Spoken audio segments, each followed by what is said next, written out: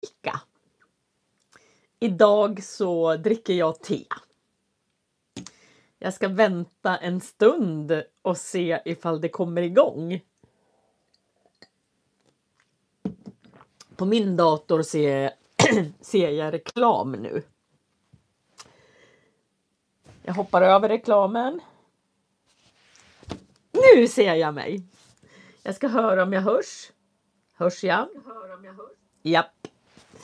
Inga problem. Välkomna till dagens språkfika. Många frågar om vädret. Och jag kan ju visa. Det är fortfarande snö. Men det har regnat hela veckan nästan. God morgon Stefan och Gamse. Välkomna. Ja, det har regnat här. Och i fredags så blåste det. Hej Kristin, välkommen. I fredags så blåste det 45 sekundmeter uppe på Åreskutan. Hej Last Dog Scout och Vesa. Och nere i byn så blåste det 35 sekundmeter. Välkommen Irina.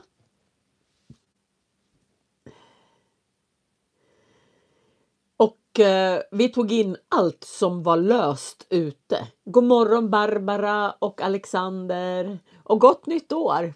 Ja. Och Fatima är här igen. Välkommen.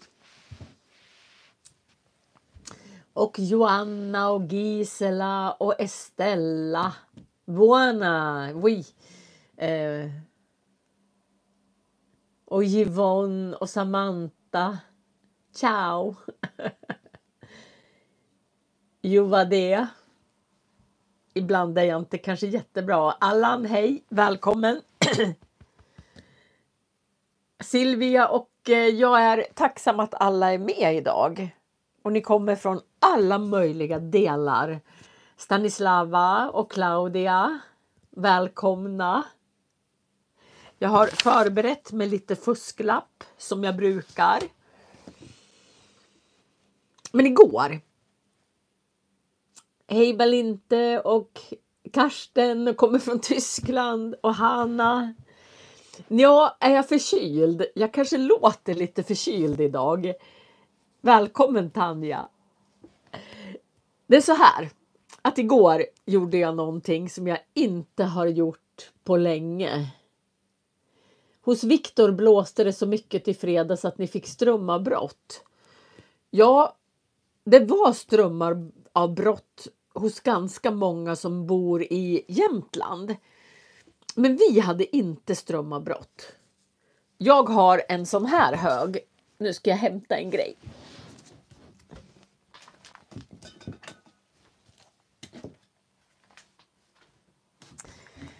Ifall det blir strömavbrott så har jag en massa powerbanks.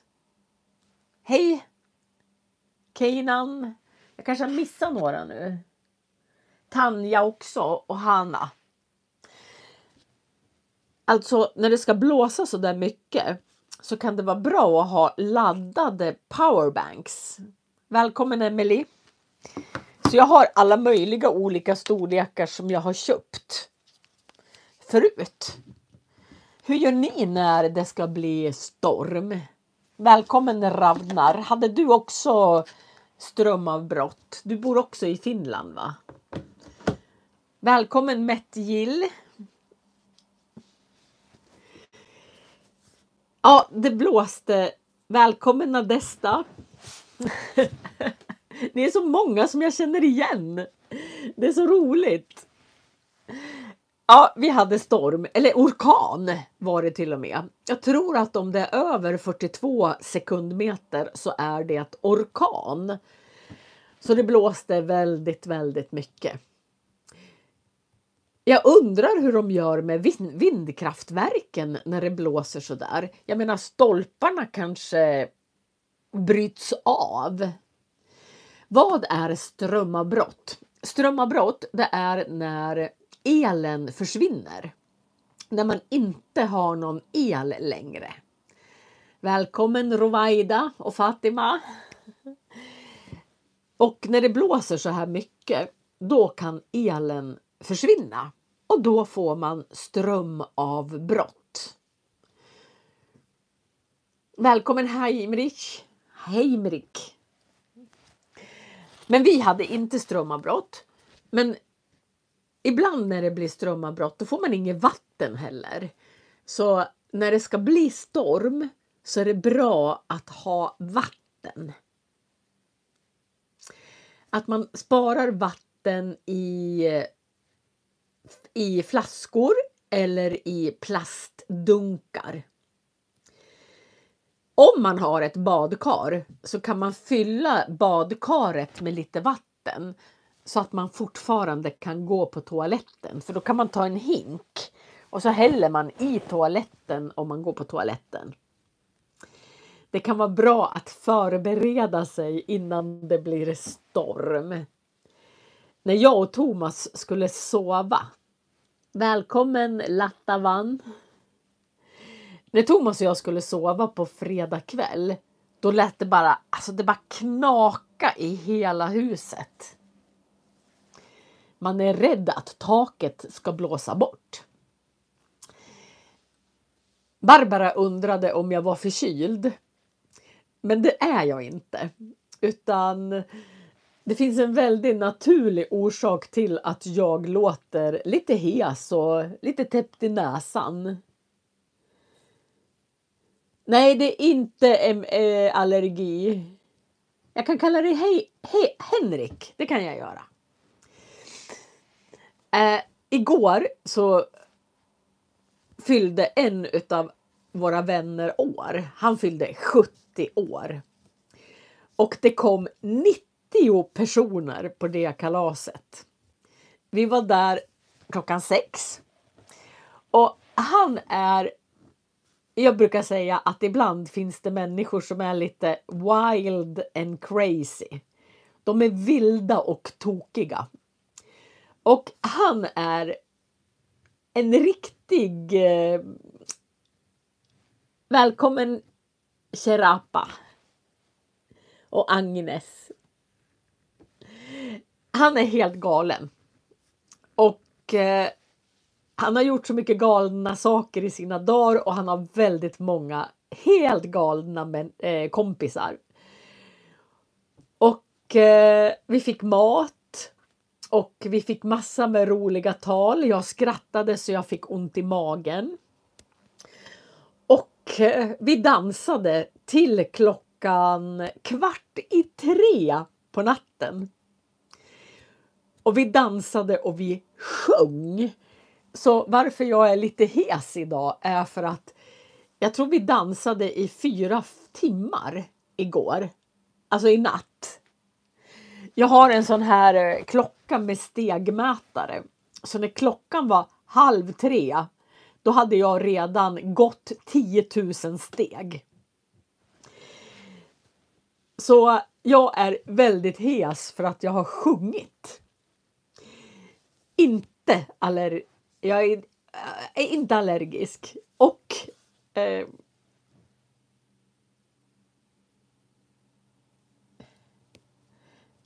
när det gäller powerbanks måste du följa den. Ja, alltså vi firade från klockan 6 på kvällen. Och vi åkte hem klockan 2:45 på morgonen. Jag kan inte ens komma ihåg när jag gjorde något liknande sist. Det är ansträngande. Men hemskt roligt. Jag har skrattat så att jag har faktiskt träningsvärk i magen. Väldigt roligt.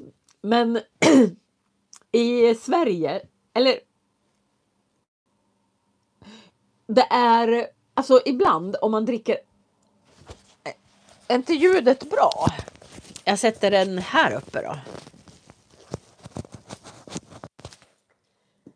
Ibland så låter det väldigt högt ibland när jag pratar i micken.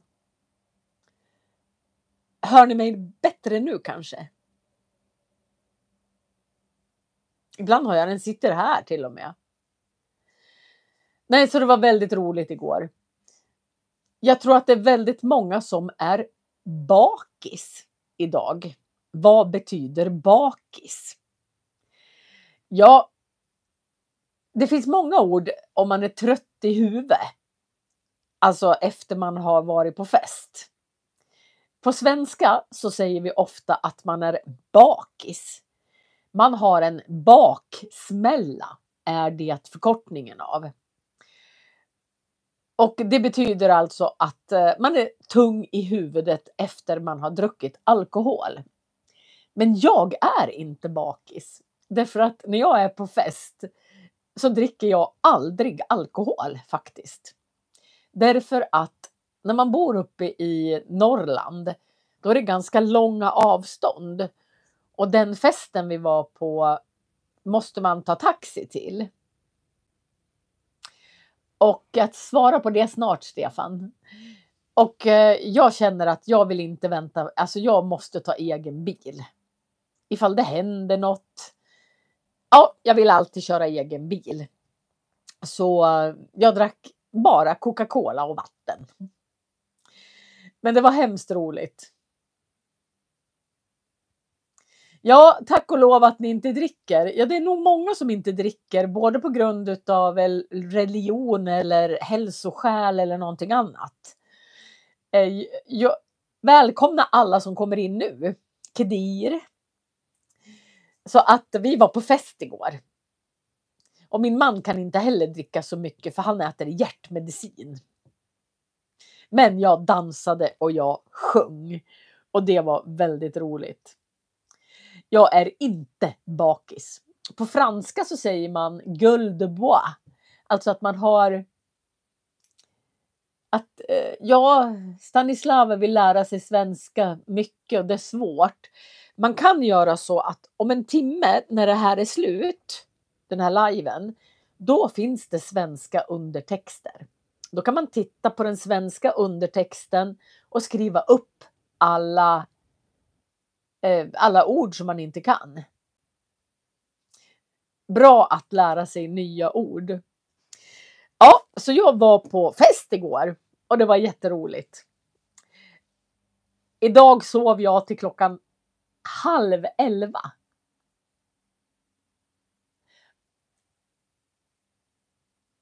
Henrik tittar på gamla avsnitt av Lingo. Ja, jag har med mig lite grejer här som man kan ha. Jag hittade en rolig bok. Eller jag tar det här först.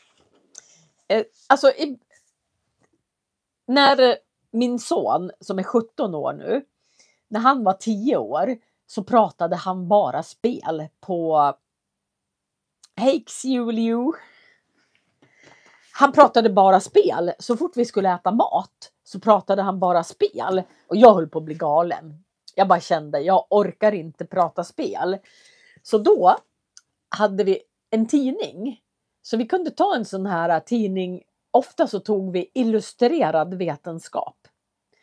Om ni bor i Sverige så kan ni gå till bibliotek. Och sen kan ni fråga efter gamla tidningar. För att de sparar inte de här tidningarna. Det kan finnas tidningar om allt möjligt. Om mat, heminredning, vetenskap. Jag börjar live klockan 12 varje söndag.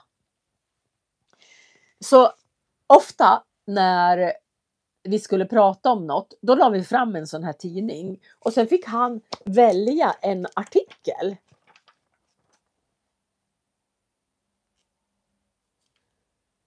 Nu läser jag. Alexander dricker palinka och välkommen Sanna. Men det är ganska bra att välja en artikel här. Och sen så utgår man ifrån, och så pratar man om det helt enkelt. Och det är ett väldigt bra tips. Och ett bra tips att lära sig nya ord, det är ju att ta en liten, man behöver ju inte ta så lång artikel. Här är det en artikel om rundmaskar. Så det står så här: med sina 302 hjärnceller har rundmasken inte många pusselbitar att jobba med.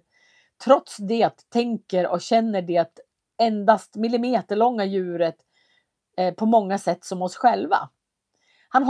Alltså rundmasken har bara 302 hjärnceller. Hur har man räknat dem? Har man tagit rundmaskens hjärna och så satt man det i ett mikroskop.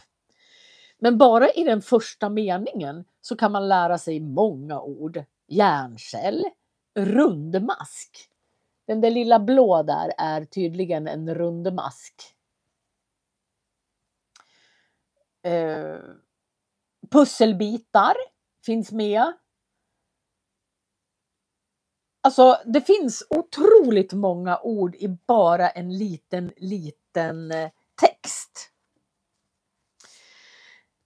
Och sen tycker jag om runeberg.org. Jag måste nästan skriva upp det någonstans om jag har en penna. Alltså det finns ju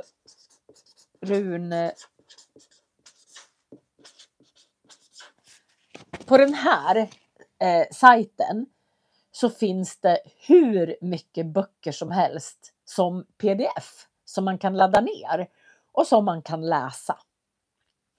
Och jag hittade en gammal bok som jag tänkte var lite rolig. I varje land så finns det ordspråk. Den här Alexander har en tidning som heter Illustrerad vetenskap historia. Ja, det finns otroligt många historietidningar, alltså som berättar om historia. Och där kan man lära sig riktigt mycket ord. Men alla bor inte i Sverige så då kan det vara svårt. Men då får man gå in på nätet.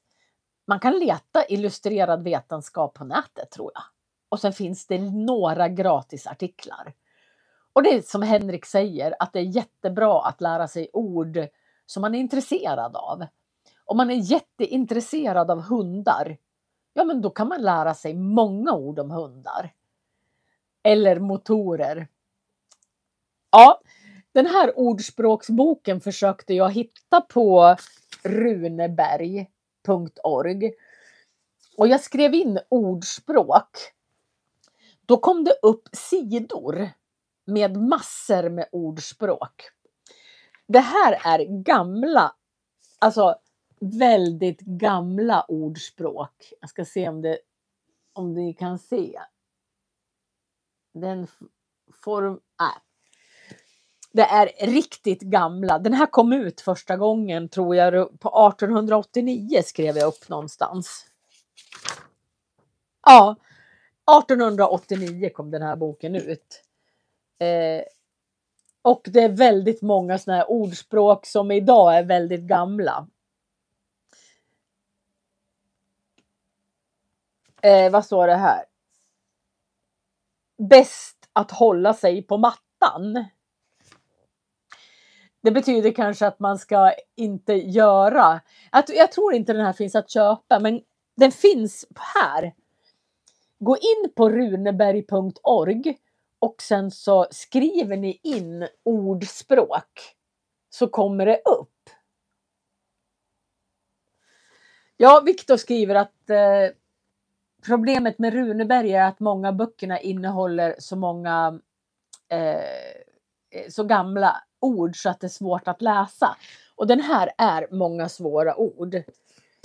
Men jag ska visa er Runeberg. Jag som älskar Elsa Beskow. Nu ska vi se. Runeberg.org. Och sen ska jag skriva in Elsa Beskow. Nu ska vi se.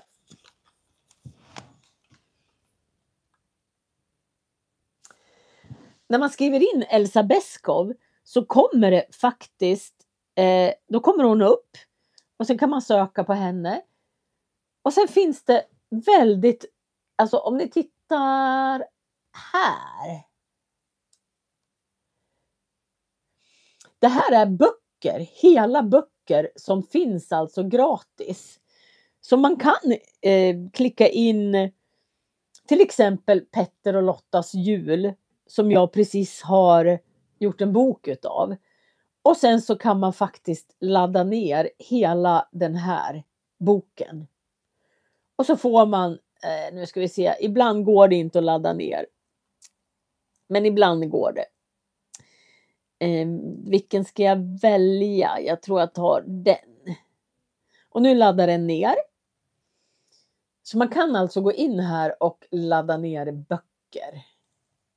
Nu tar det lite tid. Men nu hamnar den här uppe. Klickar där. Den håller fortfarande på att ladda ner. Det kommer nog ta ett tag. Men då har man faktiskt, man kan ladda ner egna böcker. Och sen tänkte jag visa, jag har faktiskt laddat ner väldigt många filer. Så om man går in på min, nu ska vi se först, där. Om ni går in på min sajt här. Nu har jag min språkfika uppe precis här. Men om man tittar i beskrivningen så har jag en Facebook-sida här. Så då kan man klicka på den Facebook-sidan. Ja, jag vill lämna YouTube. Och på min Facebook-sida så heter det då Svenska för alltså det heter Svenska för nyanlända. Eller Swedish for beginners. Och här finns det någonting som heter filer. Jag ska förstora lite. Ni ser, där står det filer. Om jag klickar på filer på min Facebookgrupp, då har jag laddat ner en massa saker. Till exempel så finns hela Katteresan av Ivar Arosenius som en pdf. Sen har jag lite ukrainska. Det här är ganska roligt. Den här Swedish Kelly. Där finns faktiskt de vanligaste orden på A1-nivå i en lista. 5 ord per dag om man är nybörjare. Då kan man klicka på den här och komma in på informationen. Sen var det lite roligt.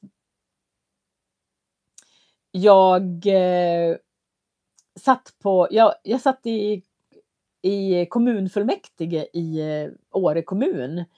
Och då satt jag på en föreläsning och så skrev jag upp alla ord som var svåra att förstå. Och då var det 1327 ord som jag skrev upp. Som är ganska svåra. Jag har jämställdhet.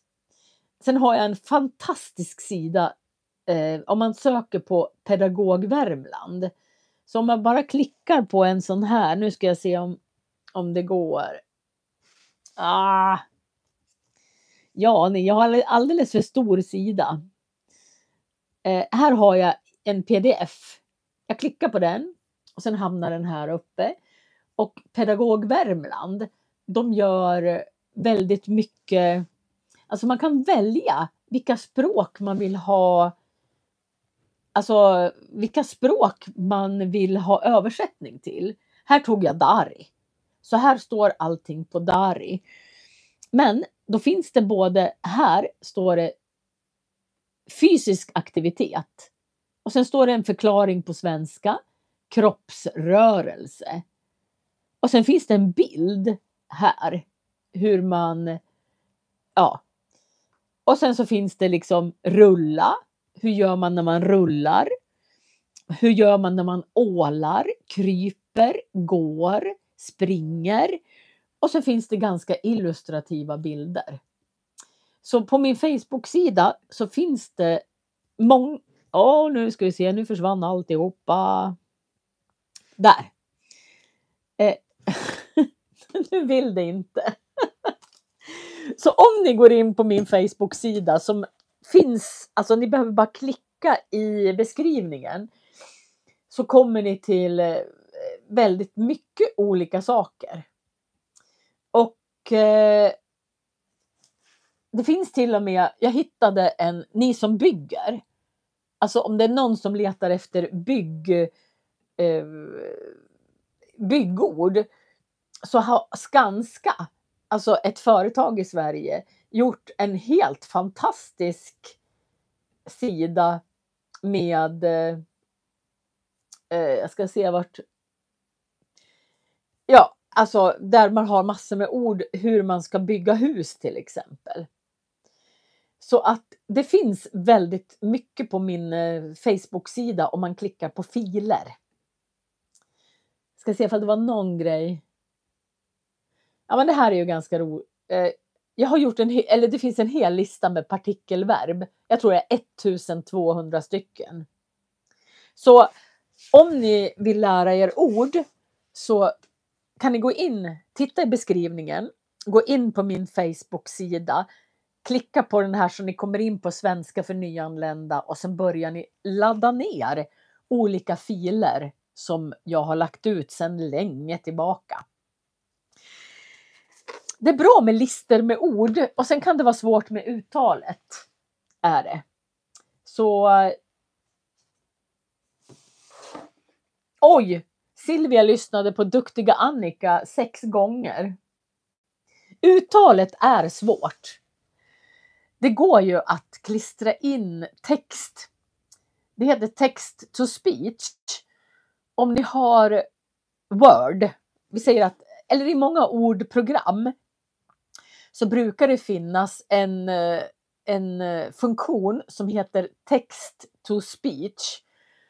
Då skriver man in det man vill ha i till exempel Word och sen så klickar man på uppläsning. Alla mina filer på Facebook är, alltså de får jag lägga ut där. Det mesta har jag skrivit själv. Det ligger till och med en basgrammatik där som jag har skrivit. Så ljudet kan man få, men då får man en datorröst. Ja, men tack Camilla. Så där kan man hitta ganska mycket. Nu ska vi se vad jag skulle prata om mer idag.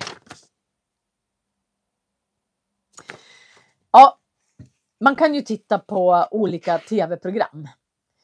Vi har ett program som vi tittar på nu. Nej, om ni inte har Facebook då blir det svårare. Men jag har en hemsida också, men där har jag inte laddat ner så många filer. Vi tittar just nu på ett program, jag tror det är på TV4, som heter Grand Design Sverige. Och det är människor som bygger hus som är lite halvgalna. Vi tittade på ett där de hade byggt hus uppe i ett vattentorn. Och då hade de alltså byggt en hiss upp hela vägen upp till vattentornet. Och sen så hade de världens utsikt. Och där lär man sig mycket ord. Och jag tror att man kan ha svensk undertext i alla fall. Ifall man inte riktigt hör vad de säger. Så just nu tittar jag på Grand Design. Välkommen Elson. Och det var en annat par som, välkommen Shikuri. Det var ett annat par som hade byggt ett hus. Men nej, jag tror att den är på TV4 Play. Jag tror man gör så här.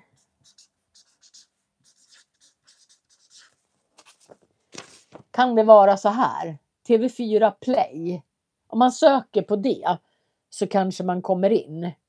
Och där finns det väldigt mycket program. Och det var en man som hade en man från Sverige som har gift sig med en kvinna ifrån, jag tror det var Ja, det var Iran eller Irak eller något land där. Och hon tyckte att det var så kallt i Sverige. Och hon vill odla saker. Då byggde de först ett hus. Och sen byggde de ett stort växthus kring huset. Så att då blev det så pass varmt klimat så hon kunde odla apelsiner och otroligt mycket växter. Och det blev så varmt så att de kunde sitta ute och äta ifrån februari till november.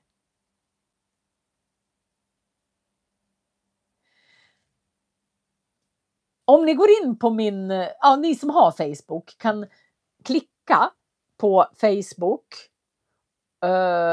där jag har min Facebook och så klickar ni på filer och då kommer alla mina, och där finns den som heter grammatik och partikelverb. Ja, det är lite roligt för om man tittar då på, även om man inte är så intresserad av hus eller inredning så är det ganska roligt ändå att titta på sådana där program. Så Grand Design tittar vi på. En annan grej som är lite rolig, det är att just nu och någon vecka framåt så såg jag på nyheterna att planeterna står på rad. Alltså alla planeter snurrar ju runt. Men just nu är det väldigt många planeter som är liksom på samma linje. Så tydligen så kan man se planeterna bara med ögat på himlen. Och man brukar säga, om man kan se med blotta ögat, brukar man säga. Med blotta ögat kan man se planeterna på himlen. Och de sa till och med att man kunde se liksom ringarna kring planeterna. Så att min man Thomas, när han gick i högstadiet. Ja, ni får... SVT Play behöver du en VPN. Men jag vet inte hur det är med TV4. Om man kommer in på TV4 utan att ha TV4 Play. Ja, men jag vet inte vart i världen man ser de här. Och man ser dem överallt. Ni får googla på det. Alltså alla planeter ska stå i rad. Nej men TV4 Play kostar pengar. Inte för mig. Jag bara loggar in. Vad konstigt. Ni får kolla. Eller TV4 kanske ni bara ska klicka på. Jag vet inte. Jag tror att det kostar pengar om man inte vill ha reklam. Men om man har reklam så kostar det inga pengar för mig i alla fall. Min man, han var jätteintresserad av stjärnor och planeter. Så när han gick i högstadiet så fick han en stjärnkikare. Välkommen Lucky! Och i den stjärnkikaren, alltså den är ungefär 1,5 meter kanske den är, själva tuben. Och tuben är ungefär så här tjock. Och där kan man faktiskt titta och se månen väldigt bra. Och man kan titta på planeter om det är klart väder. Så vi sa det att nästa gång det blir klart väder. Tack Alice. Nästa gång det är klart väder så ska vi ta fram våran stjärnkikare. Och sen ska vi ställa ut den och sen ska vi försöka titta på alla de planeterna. Jag undrar om man kan sätta kameran i linsen och ta kort på planeterna genom kameran. Det vet jag inte. Vi får testa. Och jag hade en lärare på gymnasiet som heter Folke Hansson. Alltså lärare, har ni haft någon lärare som har spelat väldigt stor roll i ert liv? Har ni en sån där lärare som ni tänker på med värme? Folke Hansson tänker jag på med värme. Han pratade så han var så intresserad av allt så det smittade av sig. Och han fick till och med nästan hela klassen att komma till skolan klockan 12:01 på natten. Och sen la vi oss ner och sen lärde vi oss stjärnkonstellationer. Och han sa till mig att, jag kommer ihåg det så väl för att jag fick, alltså att få så här personlig feedback utav en lärare kanske inte var så vanligt när jag gick i skolan. Men han sa flera gånger till mig att han tyckte att det var så roligt att jag var så intresserad. Det är kanske är därför jag prenumererar på Illustrerad vetenskap. Därför att jag hade Folke Hansson som lärare. Och om man pratar om lärare så är det en film nu som är väldigt populär i Sverige. Den heter Den sista resan. Den fick 2 Guldbaggar. Det heter Guldbaggar. Det är en sån här, vad ska man säga, en gala där de utser de bästa filmerna. Alltså allting som har med tv och film och dokumentärer och ljud och regissörer och skådespelare.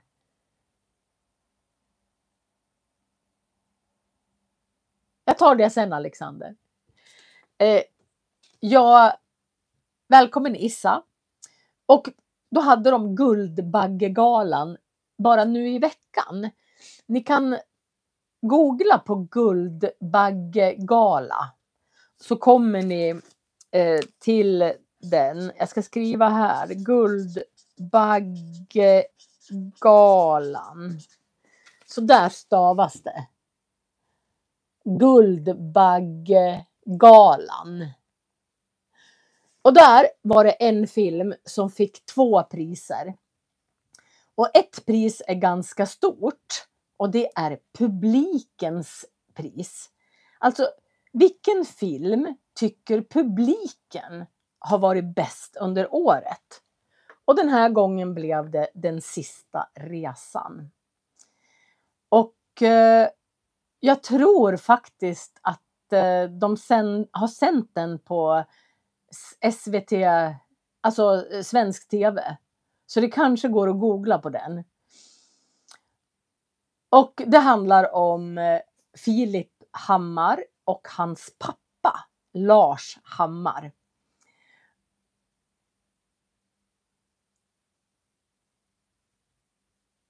Ja, men Joanna skriver att jag ler varje gång jag pratar om min man.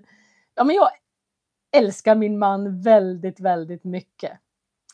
Ja, Oscar säger man i USA. Och man kan säga att det är den svenska Oscarsgalan. Fast vi kallar den för Guldbaggegalan. Och Den sista resan, det handlar om en fransklärare som kommer från Köping. Och jag kommer ju från Köping. Så jag har faktiskt haft Lars Hammar som lärare i franska. Och jag har inte vågat titta på filmen än. Därför att jag känner Lars Hammar så pass bra. Så att alla säger att de gråter när de tittar på den.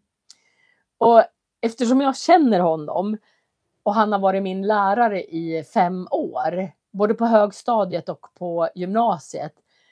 Alltså jag kommer gråta så jag får kramp i magen, tror jag. Filip Hammar som är sonen. Han är 7 år yngre än jag. Så jag känner inte honom på det sättet. För det var för stor åldersskillnad. Men Filip Hammar, han jobbar ihop med en kille som heter Fredrik. Så de heter Filip och Fredrik. Och de har gjort många tv-program. Bland annat så har de gjort ett tv-program som ni också kan söka på, som heter en annan del av Köping. Jag ska skriva här.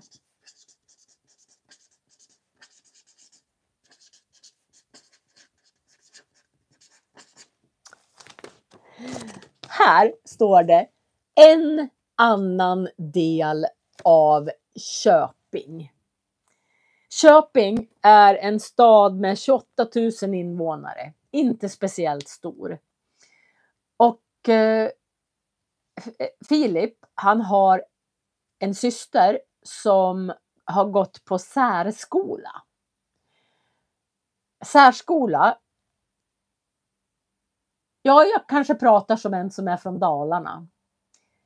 Nej, Fredrik heter inte Hammar i efternamn. Jag kommer inte... Vilgotsson, Wilkinsson. Han heter någonting sånt. Man kan googla på Filip och Fredrik så kommer det säkert upp. Och då följer han sin syster som har gått på särskola och bor på ett gruppboende. Och då får man följa det gruppboendet. Det är som en reality-serie. Och så får man följa dem. Och den serien satte Köping på den nationella kartan i alla fall. Innan kanske inte så många visste var Köping låg eller så. Men det är en otroligt varm serie. Ja, det är ett svenskt pris. Guldbaggegalan, det är svenskt. Så om ni söker på en annan del av Köping så får ni se hans syster. Han gjorde först en film om sin syster.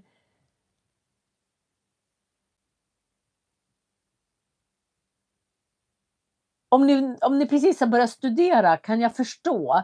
Det kan finnas undertexter på andra språk. Men jag ska titta på Den sista resan, men inte än. Jag ska ladda så att jag inte gråter för mycket. Ja, Guldbagge är en skalbagge. Så de får ett ganska fult pris. Det ser ut som en skalbagge som är guldfärgad. Det är inget vackert pris, men det är stor heder att få det priset. Och Lars Hammar har ju spelat en stor roll i mitt liv. Därför att det kanske var han som gjorde att, för efter gymnasiet så ville jag bara åka bort till ett annat land. Och då valde jag Frankrike, fast jag inte var så bra på franska. Och så bodde jag i Paris ett år. Och efter det var jag bra på franska. Och så blev jag fransklärare. Och så blev jag läromedelsförfattare och skrivit 10 böcker. Så vem vet, har ni någon lärare som har spelat stor roll i ert liv? Och kanske fått er att göra ett val som har betydelse för resten av ert liv? Lars Hammar kan ha haft den betydelsen. Ja, viktigt med lärare. Jag har varit lärare i 36 år. Och jag tror att 5 av mina elever har blivit fransklärare. Och många fler har blivit svensklärare. Ja.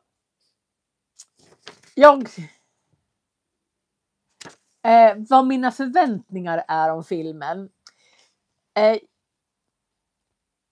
Det kommer att... Alltså förväntningarna på filmen är att jag tror jag kommer bli ledsen. Därför jag känner honom. Och Den sista resan betyder att det är hans sista resa. För att han är över 80 år. Och livet blev kanske inte riktigt som han hade tänkt sig. När han blev pensionär så hade han velat ut och resa väldigt mycket.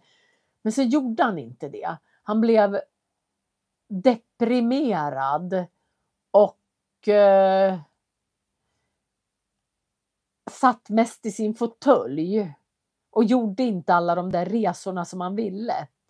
Så därför, för att Filip ska få sin pappa ur sin depression, så tar han med honom till Frankrike. Och ja, de som inte känner Lars Hammar gråter. Och då när jag känner honom, då gråter jag nog ännu mer. Vi har brist på nederländska lärare i Nederländerna. Nej, alltså vi har ganska mycket lärare i svenska och engelska och samhällskunskap, historia, geografi. Vi har lite, alltså de lärare som, det är matematik, fysik och kemi och språk, tror jag, som är de där det är lite svårare att få tag på lärare. Ja. Ja, så att någon gång ska jag titta på den filmen, men inte idag.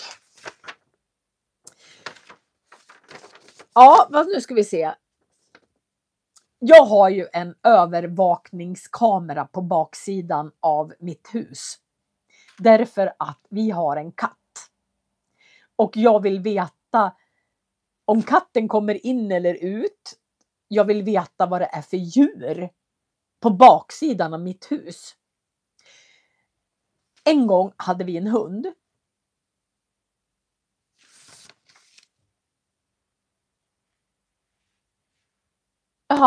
Nej, det finns jättemycket svensklärare. Det är väl det som många utbildar sig till mest nästan. Ja, jag har en katt just nu. Men jag har haft när jag var liten hade jag hamster. Alla mina hamstrar hette Josefina. Jag hade 3 stycken. De dog en efter en liksom. De lever inte så länge. Och sen hade jag en vit dansmus, heter den. En sån här liten vit mus med röda ögon.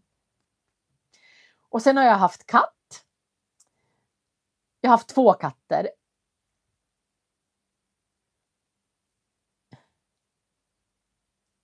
Om ni ska ange ett svenskt postnummer, om ni vill ha Duveds postnummer.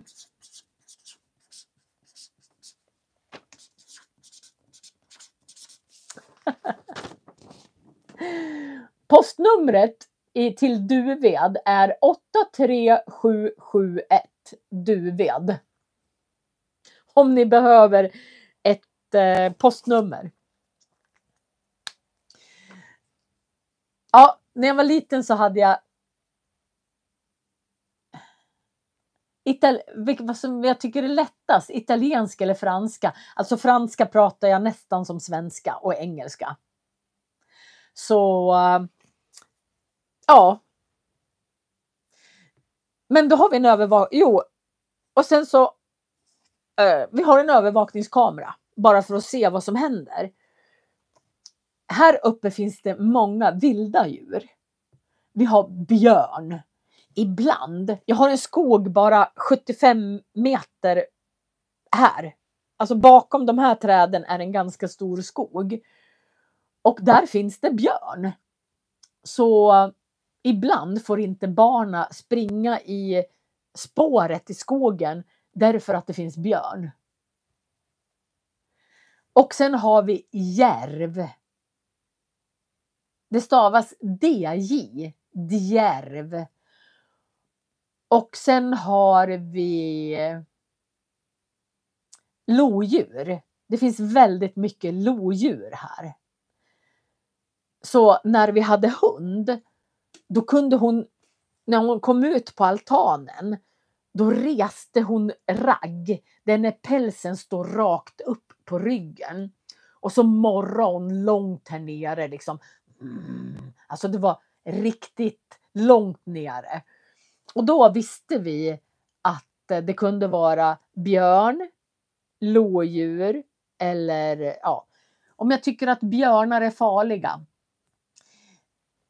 Alltså om björnar om björnar anfaller så är de ju jättefarliga. De har ju så här långa klor. Och det finns en artikel, om ni googlar på björn attackerar man och sonen räddade pappan eller något liknande. Då var det en händelse inte för så länge sedan. Jag tror att det var här i Jämtland. Där en björn attackerade en man. Och då, alltså helt galet, så sonen hade lärt sig karate. Så han slog till björnen så att björnen släppte taget om pappan. Och så gav sig björnen på sonen istället. Men då fick pappan upp geväret och kunde skjuta björnen. Men på bilderna får man se att björnen tog halva ansiktet. Den tog ett bett och bara slet bort halva ansiktet. Det stod väldigt mycket om det i tidningarna. Så ja, jag tycker att björnar är farliga. Men om de är hungriga. När björnen kommer ut ifrån idet, då är de jättehungriga. Och bara 2 kilometer härifrån så har vi en sjö som heter Greningen. Och där hade en björn slagit ner en stor älg och ätit. Så ja, jag är rädd för björnar. Speciellt om de är precis när de kommer ur idet eller när de har små ungar. Då är jag rädd för björnar. Ja, vi har väldigt mycket björn runt här. Det finns björnjakt i Jämtland. Undrar om man får skjuta kanske 100 björnar varje år i Jämtland. Så många björnar finns det. Så jag har respekt för björnar. Men vad har vi mer för farliga djur i Sverige? Alltså i Australien har man väldigt mycket giftiga djur. Det finns ju spindlar. Det finns spindlar och det finns ormar och insekter. I Sverige så har vi en giftig spindel. Den heter korsspindel. Därför att den har som ett kors på ryggen. Ett grått kors. Och blir man biten utav en korsspindel, då kanske man får... Min farbror blev biten av en korsspindel. Då blev han liksom svullen på armen så här. Och sen var han svullen kanske i 2 dagar. Men annars har vi inga andra giftiga spindlar. Vi har en giftig orm som heter huggorm. H-U-G-G. Huggorm. Och den kan man ju faktiskt dö av.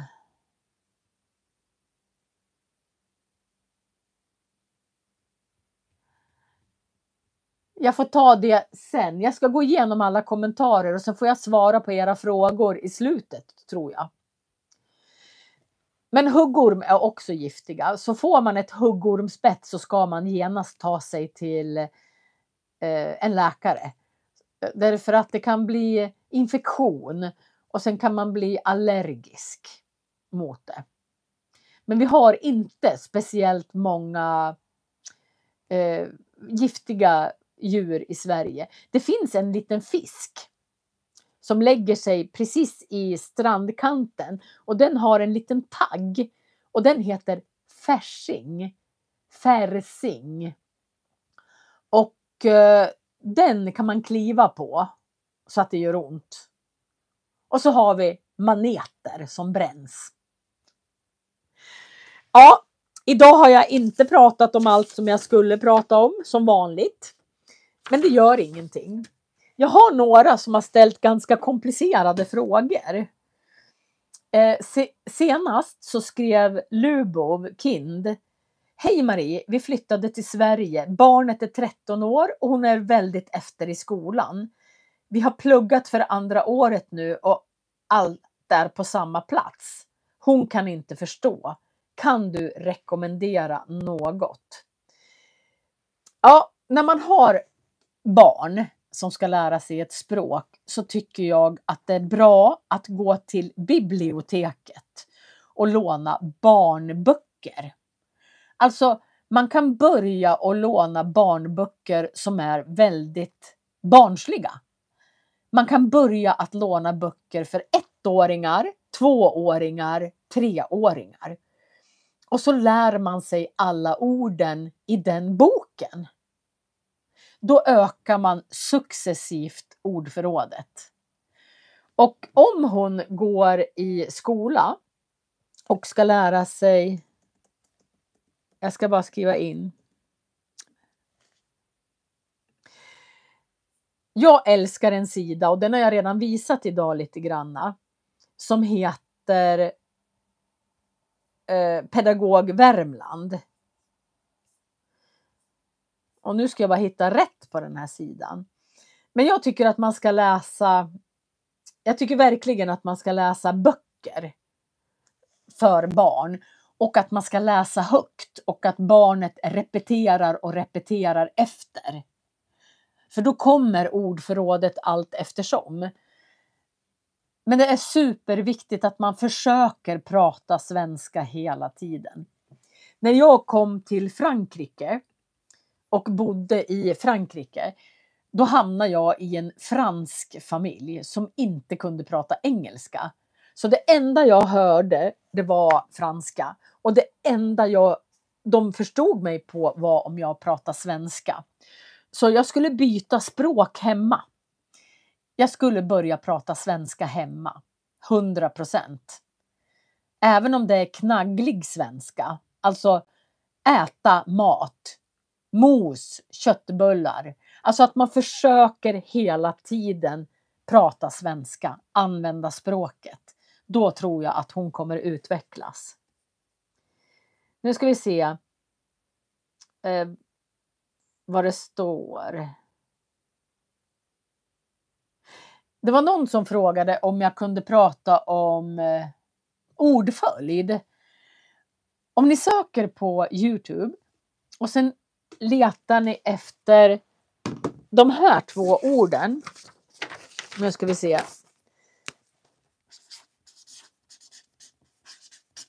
Antingen skriver ni ordföljd eller så skriver ni syntax. Och syntax, det betyder ordföljd. Så att där, googla på det. Och sen frågar, nu ska vi se. Ord på jobbet. Det beror ju på vad du har för jobb. Vad jobbar du med, Lattavan? Nu ska Barbara lämna oss och göra mat kanske. Lokalvårdare. Jag har gjort en film som heter på YouTube. Nu ska jag försöka hitta den. Om man är lokalvårdare, det är ingen avancerad film. Men jag har gjort en serie, nu ska vi se, jag måste bara hitta mig själv. Marie Rödemark skriver jag, då borde jag komma upp.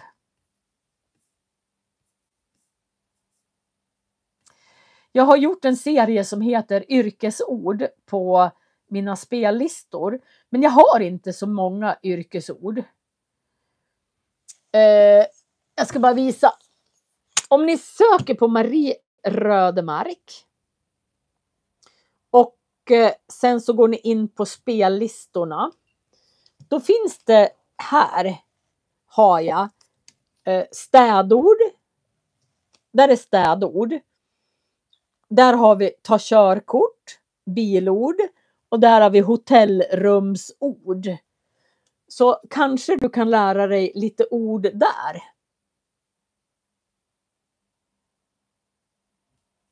Så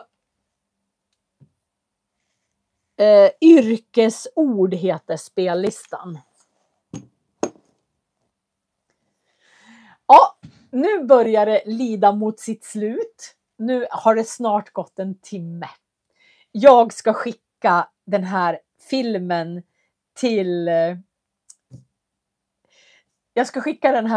till Texta mig och få svensk undertext. Så om en timme ungefär så finns det svenska undertexter. Och ikväll finns det undertexter på de vanligaste språken. Ja, jag kör live varje söndag klockan 12 och har gjort nu sedan slutet av februari. Så ni är välkomna att titta på söndagar klockan 12. Ja, hej då alla fina! Tack för att ni har tittat. Tack Alice och Allan och Kristin. Och tack för alla era fina ord och Ledsna och Tanja. Tack för att ni har varit med. Och Lattavan, du får gå in och titta på de där filmerna. Och Salma Vito. Och nu hinner jag inte med. Och Alice och Vesa och Idio och Alexander. Ha en fantastisk dag.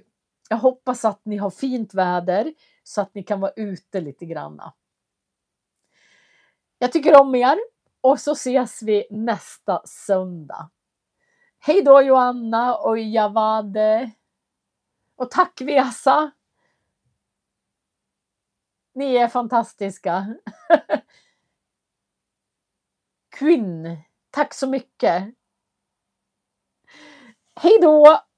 Godnatt Alice och Claudia och Yvonne från Sydkorea. Vad är klockan där? Och Silvia och Elson. Vi ses nästa söndag. Ni är underbara. Hej då!